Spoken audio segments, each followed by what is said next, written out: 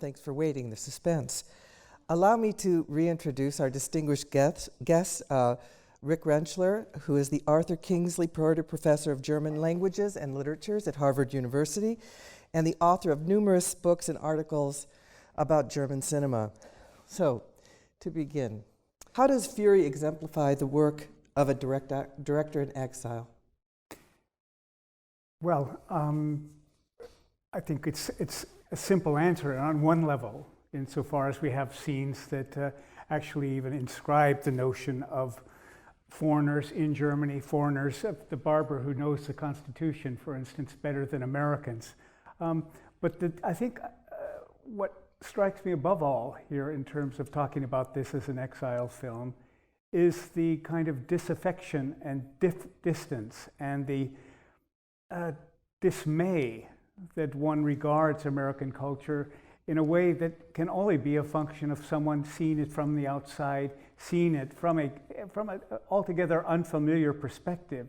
And I think, at one level you could argue, well, what Lang is doing in this film is taking the trauma he suffered in Germany, taking the experience of fascism and imposing it on America. I think, and that's been said an awful lot in the secondary literature.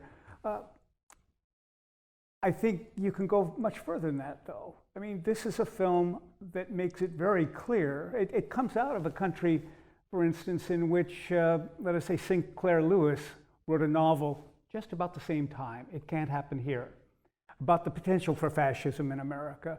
You have a great amount of discussion in America about the way in which Nazi racism is very much, let us say, in keeping with a lot of American racism. As a matter of fact, there are some voices on the left that are arguing that fascism is ultimately racism. I think, to get back to your question, there is a way in which this is a film about an exile who may well be, in a sense, transposing his own experience on America, but at the same time, he's disclosing, I think, certain potentials in America that I think are in the mind of many Americans. So in a curious way, he's both working from the outside and yet on the inside. Just to further talk a little bit more about Fritz Lang as both a German and director in Hollywood. Fury has been described as an American version of M, Fritz Lang's 1931 film about a child murderer in Berlin. Both films contain trials and pseudo-trials, and both suggest that the judicial system is not to be trusted. Finally, both films reflect on the hysteria of gruesome murder cases and that were ripped from the headlines. How would you compare these two films, or even more broadly, the similarities and differences between Lang's American and German films? Let me start with the tail end of that question, because it's a large question. I mean, is the Fritz Lang who makes films in America the same director who made films in Germany? I mean, when you think about the German Fritz Lang, he makes these monumental films, these grand films that are crafted in studios, and he's got casts of thousands in some cases, if you take Metropolis. He's got, monumental architecture. I mean, these craftsmen at his disposal. I mean, truly very, very gifted artists and artisans. And yet, through it all, he's the guiding force. And in Weimar cinema, the director enjoys a power that one does not enjoy in Hollywood, where it really is producer-driven.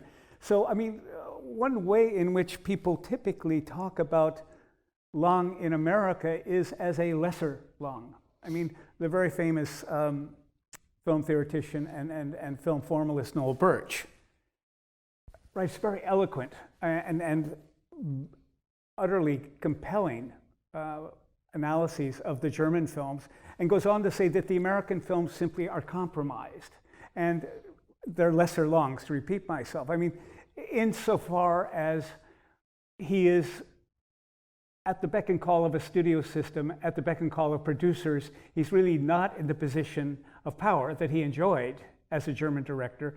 And beyond that, he's at the beck and call of a certain kind of narrative system that insists, for instance, on happy endings. It insists on the heterosexual couple as being the point of focus. And in a number of ways, then, he's not able to make the films that he was able to make in Germany. That's one fix. I would call it the Birch syndrome.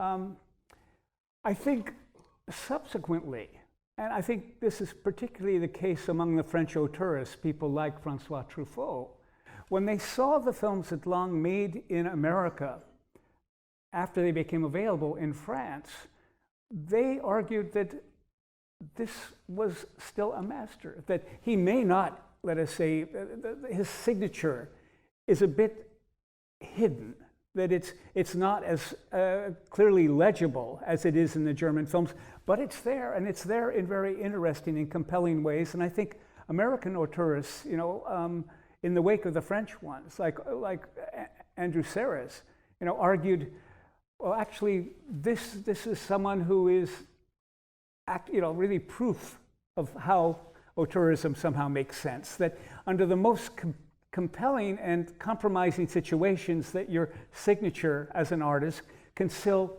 somehow be legible. So that, getting back, if you compare M and Fury, there are, as you suggest, Patrice, a number of carryovers here. And actually, think about even the opening sequence of the film we saw tonight.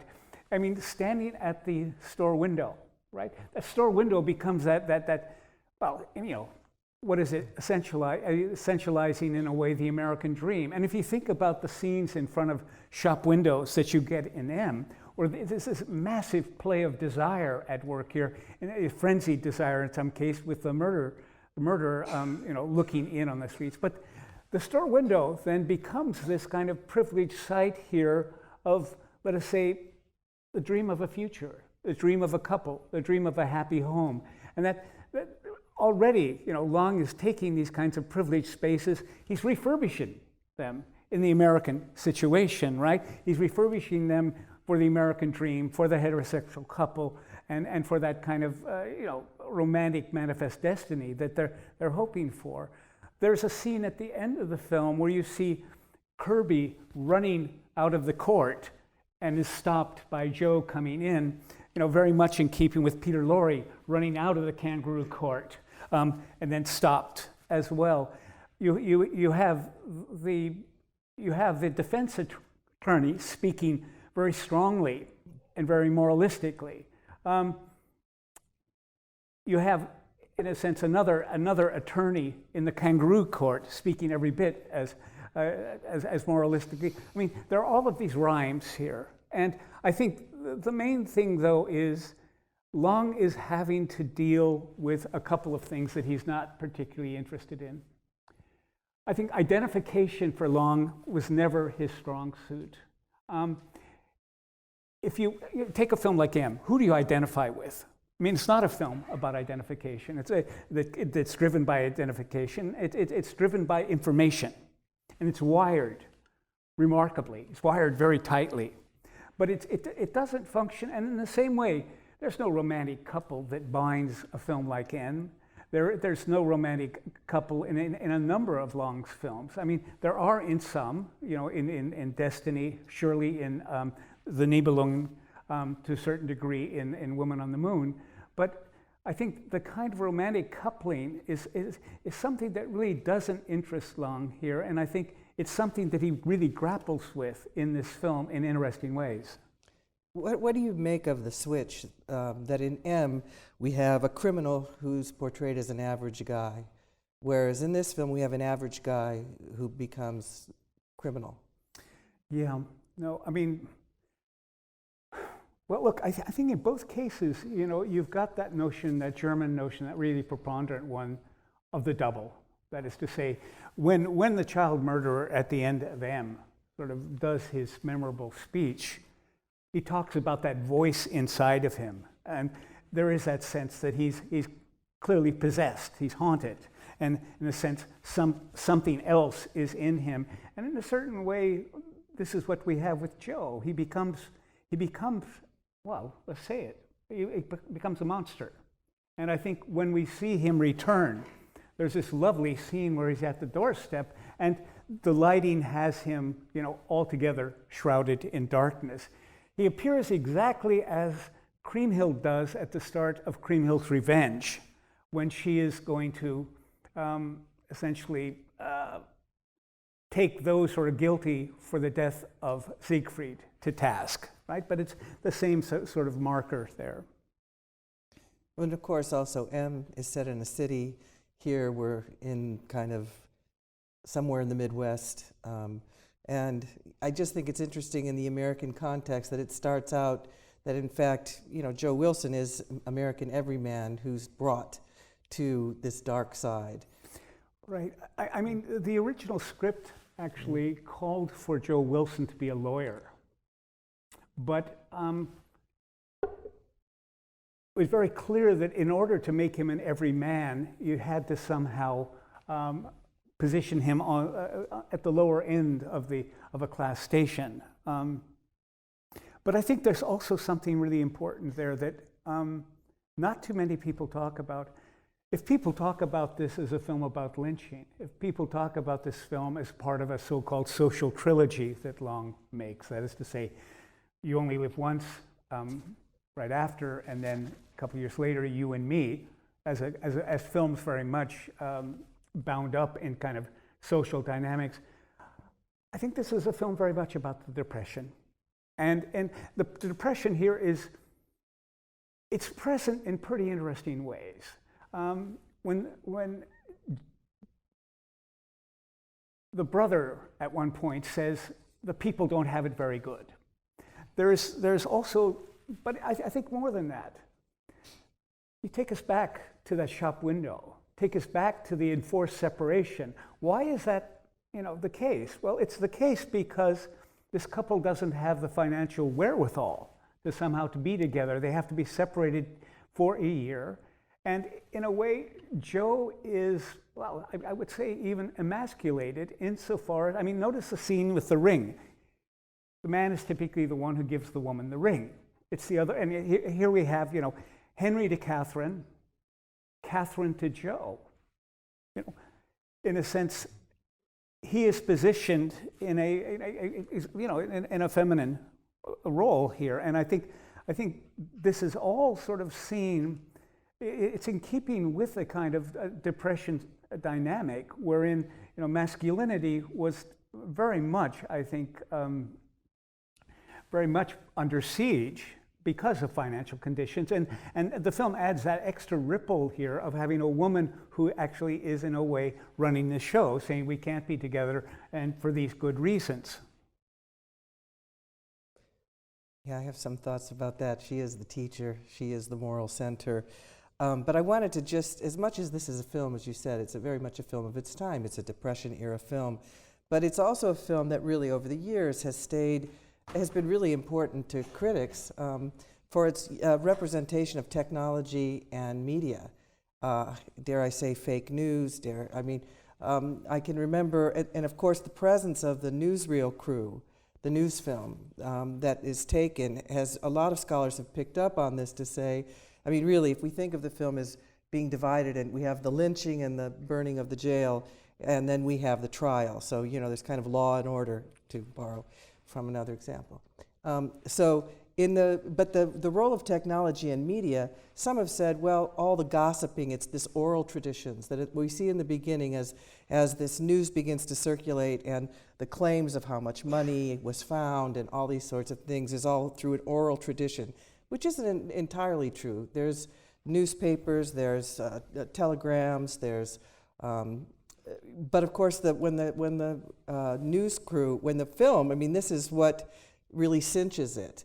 Now, maybe in the 90s, I can remember critics talking about Fury in relationship to the Rodney King trial, because, as you may recall, many of you, that there was a certain portion missing from the footage that was initially aired on television, and this led to the second trial of Rodney King. And they say in Fury, what we have here is the same.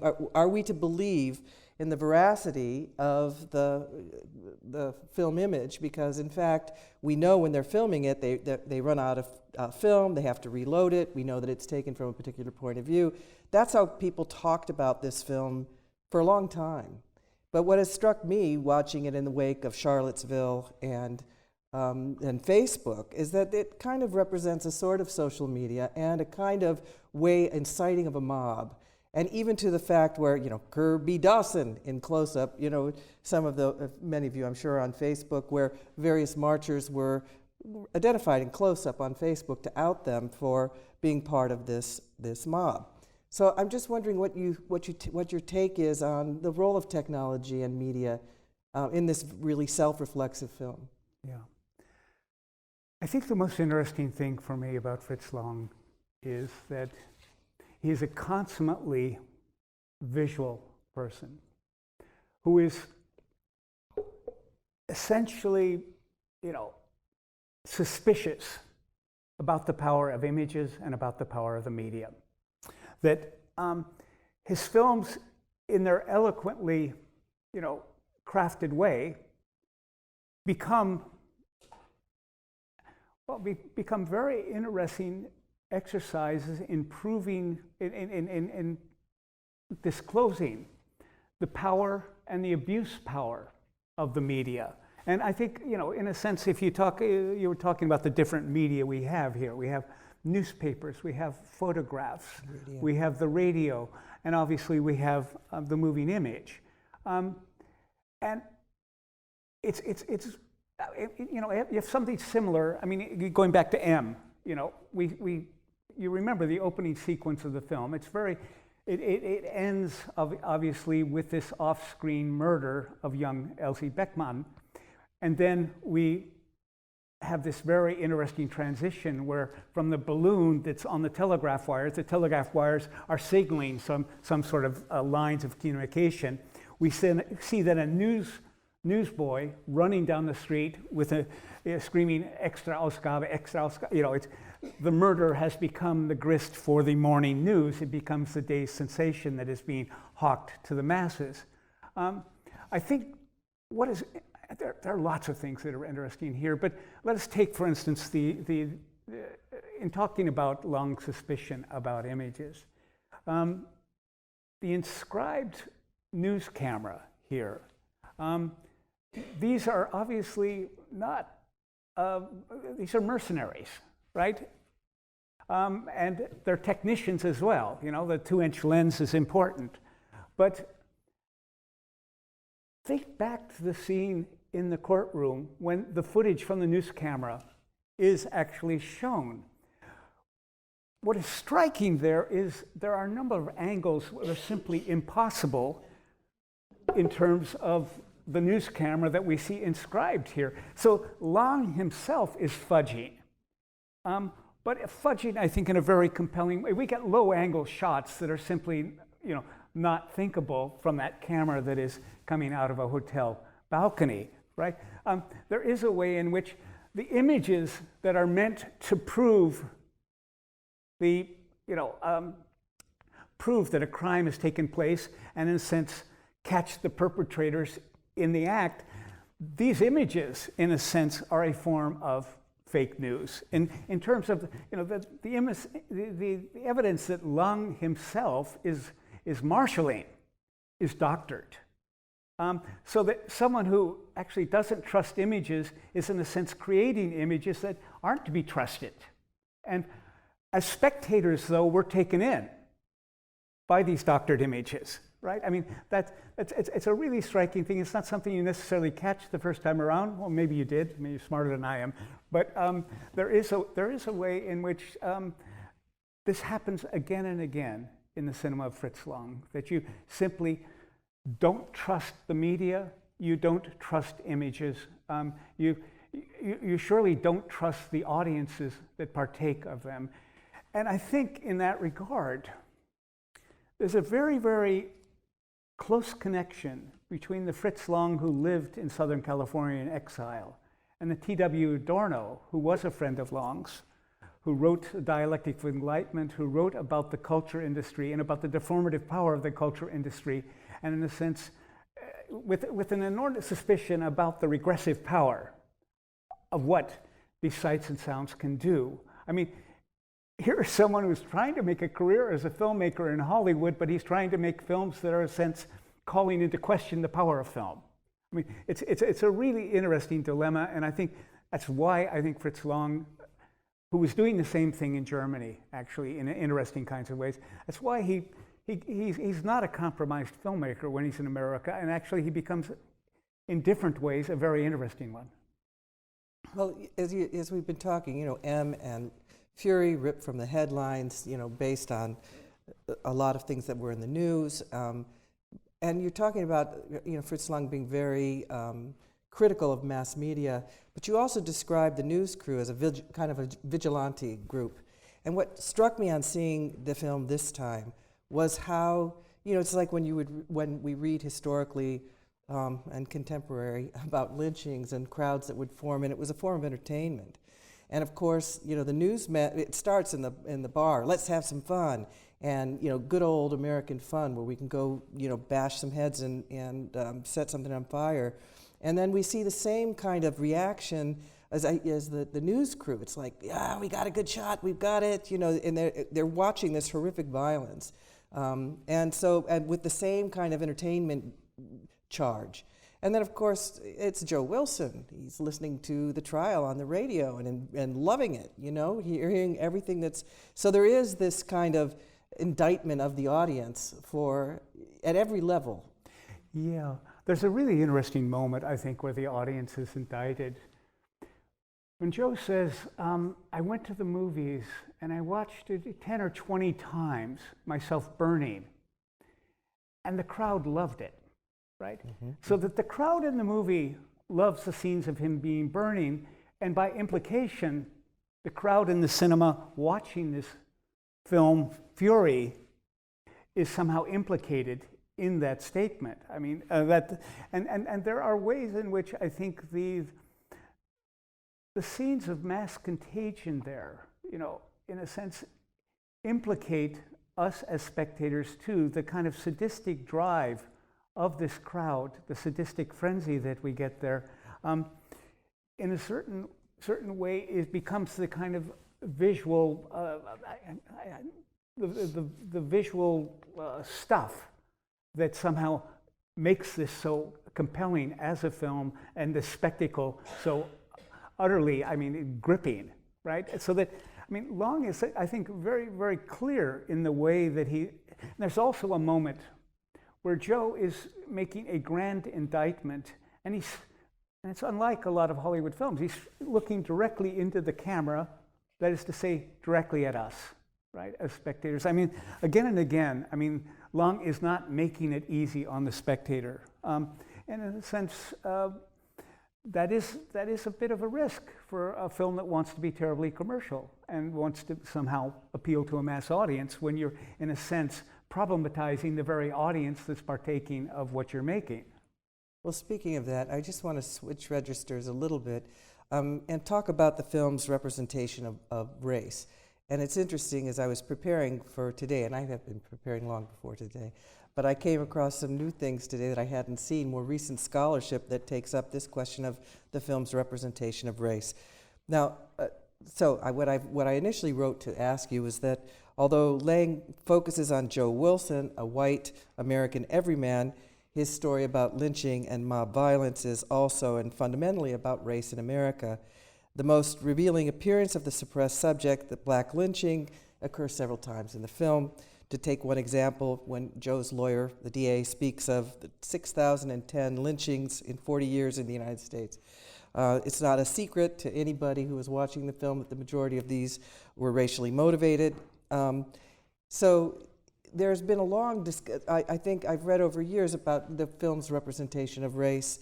And one of the main views is that that Lang wanted to make a film about lynching in America, that he was quite shocked when he came and traveled and looking for subjects for his first American film, and just witnessing lynching in the American South and wanting to make a film about that, which of course, and so the story, at least the Production Code Administration, this was not going to be allowed. And Spencer Tracy had the role from the beginning. But it always struck me in various passages, and I don't need to recall all of them for you, but there are black witnesses to everything that goes on, from the scene in the barber shop where the shoe shine is in the very lower part of the frame when that discussion takes place, to the woman, Edna May, and I'm losing her last name, singing outside the window as our heroine is missing Joe and wondering what's going to happen next, to the formation of the mob and another black shoe sign, seeing the mob come out and running. So that for the longest time, critics argued that this Lang at once displaces but also subtly depicts racism in America. In other words, it's understated but understood, given the very topic.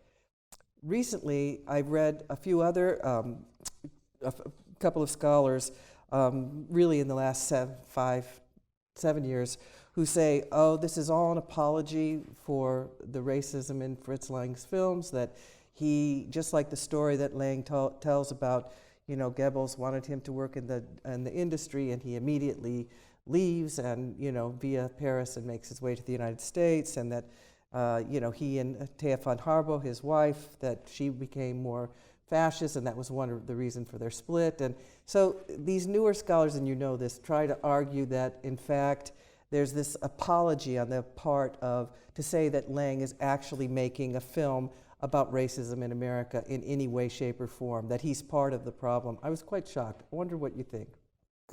Yeah, I mean, a couple of things there, Patrice. I think, first of all, what was Lang's relationship to the Nazi Party? Lang, you probably, heard this myth. I mean, he spoke of this legendary meeting that he had with Goebbels, at which time Goebbels said, Hitler loves your films, we love your films. We want you to take on a leading position in the German film industry. And the Lang's narrative, at the same time, it's like one of his films. He says, as he's telling it, he's looking and he sees a clock outside the window, and he's thinking, oh, it's just before, well, it depends on who he was telling it to, it changed a lot. It's just before 3, the bank closes at 3, I've got to get out of here in time to get money so I can catch the train to leave Germany. I'm not going to do this. And so he beats a retreat in this tale. If you want to read a novel that plays this out in a very interesting, gripping narrative, read Howard Rodman's book, The Destiny Express. Well, fine and good. This was sort of then, a tale of a grand, anti-fascist, right? And it's a tale that Lang told again and again, and he always did it. He embellished it with very, very precise details. But the details changed from one iteration to the next. And in fact, in the early 1990s, his passport was found. Lily Latte, his partner, sold it to the Stiftung Deutsche Kinemathek in Berlin. And looking at that passport, we find that Lang didn't leave Berlin in March of 1933. In fact, Lang didn't leave, and we know that on March 28th, Lang had beer with Goebbels and a number of members of the film industry, at which time Goebbels praised Lang as one of 4 quintessential filmmakers that the Nazis should emulate. We know, though, in the same days, Lang was one of 4 filmmakers who established a National Socialist Film Organization. We know as well that Lang didn't leave Berlin until June. He traveled to London, where he met David O. Selznick and signed a contract to go to MGM for one film. We know that he went to Paris. We also have proof of the amount of money he exchanged. We know that he did not leave Berlin for good until late July of 1933. Now, so what does this new information tell us? Because we also know that the Lang who goes to the United States becomes very politically active, very much on the left, becomes one of the founders of the Anti-Nazi Film League, very important figure in that regard. So what's the narrative? What's the sense you can make of that? Well, it could well be. Oh, and one other thing. Goebbels kept a very precise diary, sometimes as many as 5-6 pages a day. There is no long discussion of a meeting with Lang, and he would write about meetings that somehow were disagreeable ones or difficult ones. So we have a notation on the 4th of April. It says meeting with Fritz Lang, nothing more than that. We know that right at the end of the month, on the 31st of March, the Testament of Dr. Mabuse was banned by the Nazis because it essentially ended in a way that was, I think, disagreeable to Goebbels. It somehow didn't, it ended in a state of chaos ultimately, and a kind of public menace that wasn't taken to task. Goebbels, on the other hand, loved M. He loved the what he believed to be a pro-capital punishment message of M. So I think the narrative here is this, that Lang, who was very much a conservative, a nationalist conservative, was tempted by Hitler, tempted by the New Order, surely very much in keeping with his wife's politics, and he made the films he made with his wife. She wrote the scripts by and large, with the idea, but then decided, no, I won't. He went to the States. He then, I think, was very mindful of what fascism meant, and I think it's something that stayed very much with him. And in that regard, I think even if these stories that Lang will end up telling are very self-serving, in a number of ways he did do the right thing. A little like Joe Wilson. Oh, just But I think the question of lynching and this film about lynching. I mean, Lang always argued that he wanted to make a film with a black man as the protagonist who was charged with rape. That's the only way you can make a film about lynching. Well, problematic premise, to say the least.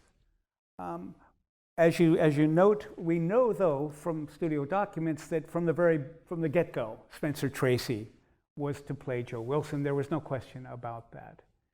Now, one of the things that comes out of recent scholarship, and I've been reading a book by Chris Robey entitled "Left of Hollywood." He talks about the reception of Fury among the left-wing press, both the white and black left-wing press, and I think it's very interesting. The left-wing press actually was very pleased with this film. And the argument that comes out is American audiences are what they are. They're, to a great degree, racist. They can't understand, they won't be able to understand the dynamics of lynching unless they have a white point of reference. But having this white point of reference, having these other kinds of, let us say, references to the number of lynchings that take place in America and the number of lynchings that go unapprehended or, in a sense, for which people aren't convicted, much less the presence of African Americans on the periphery here, in not unsubtle, in not terribly subtle ways, mind you. The left-wing press said that this was actually a good thing. The head of the NAACP praised Lang for this film, and actually a number of the black newspapers did as well. The New York Amsterdam Press, for instance, was very much of the opinion that this film did more good than bad, and in a sense allowed a certain kind of dynamic that otherwise rarely appeared in Hollywood films, somehow to become present in important ways and, in a sense, leading towards a certain kind of sensitivity that otherwise would not be possible. But that this is the only kind of way to somehow package what one had in mind, given the studio system, given the production code, etc. Let me just follow up a little bit with a question about performance and stars. Novelist, poet, and playwright James Baldwin praised Sylvia Sidney because he felt she was the only American film actress who reminded him of an African American woman. he wrote, and I quote, "Sylvia Sidney was the only American film actress who reminded me of a colored girl or woman, which is to say that she was the only American film actress who reminded me of reality. All of the others, without exception, were white, and even when they moved me, like Margaret Sullivan or Betty Davis or Carole Lombard, they moved me from that distance," end quote. So what do you make of Sylvia Sidney's performance in the film? Because I think she's really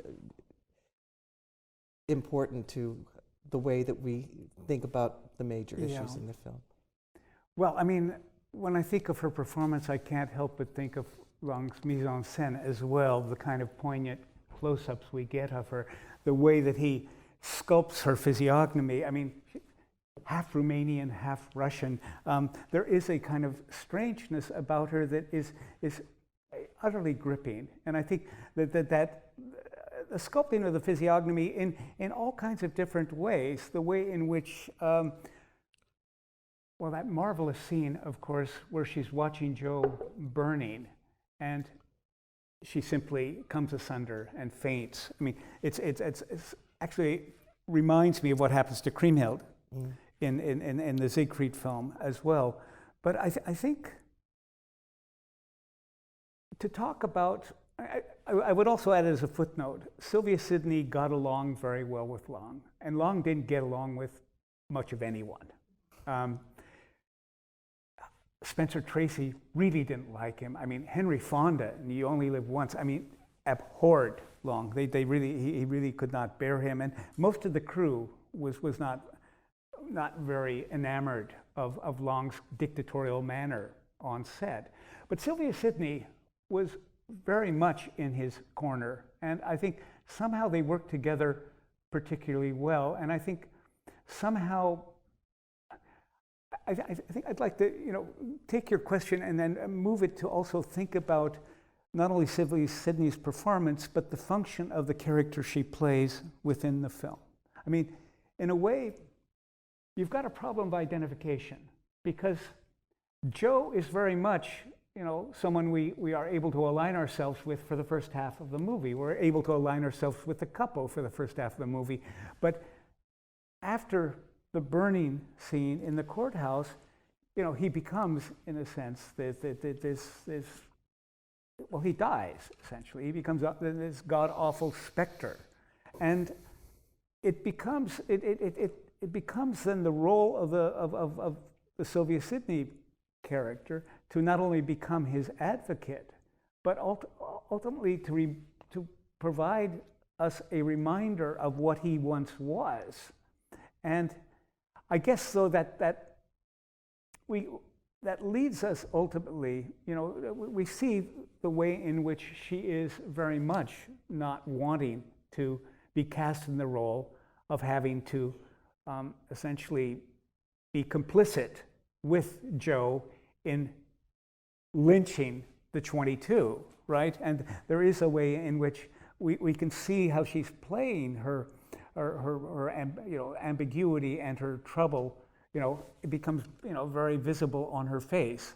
I think that leads us to this final moment of the film, and it's one that most people see as a function of the studio system, see as a function of the obligatory romantic coupling, but see it as a absolute a moment where the film simply loses credibility. This film that has been so hard-hitting in many ways. I don't know. How do you read the conclusion, Patrice? I think of it as, when I often think of conclusions, I try to think back to what the opening is, so that how does the ending respond to the beginning? And so at the ending, they seal it with a kiss, but everything that their expectations in the opening sequence as they look through the window and the bridal suite, and that it's kind of undercut. You're not quite clear what the future is for them. I mean, as I know, Fritz Lang thought the ending was coy. Many people have criticized it as studio imposed, and as you just said, as undermining the credibility of what's gone before. But something has changed. But I don't know what you think. Getting back to the opening sequence, one of the other things is it's so erotically charged. insofar as, I mean, the bed and the discussion about single beds, they're out. There is a way in which, you know, we basically have, you know, deferred desire for a year, you know, cruel and unusual punishment, right? I mean, and that is really part of the package there. And that, think about what happens afterwards, that kiss under the stairwell where we see that train whiz by, you know, they kind of, you know, you think of trains in cinema and you think of the end of North by Northwest. There's a way in which Human Desire, which is a title of a Fritz Lang film, after all, based on the Zola, there is a way in which the train becomes a sort of, it almost is a mocking reminder of sexual intercourse there, and this couple that is not going to be able to consummate anything, at least for a year. I think this final moment, though, is, I think it's important not only to talk about that one shot, but the shots before it. Because we see Joe speaking, and we see the cutting is odd, because we see then Sylvia Sidney behind him. Yeah. Well, we don't know he's behind him. It looks like a shot, counter shot, right? It looks like he is speaking and she is seeing him, and it's a back and forth, except when we cut back, we realize that she is standing behind him. So in a sense, her positionality there is been unclear. It's another one of these moments where Lang is setting us up to believe that they're looking at each other when in fact they're not. So I think this final shot that then brings them together in a way that, you know, somehow is to a certain degree at odds with the logic of the cutting before, and in a certain way also, by implication, at odds with the strains that they have gone through, at odds with the very, very serious altercations they've had. One could argue here that this last shot is a remarkable exercise in spurious harmonizing, and there have been tracks, there are tracks in the film, and Fritz Lang is a master of marks and traces. He's constantly acting like a detective and constantly forcing us, in a sense, to put together the pieces as well.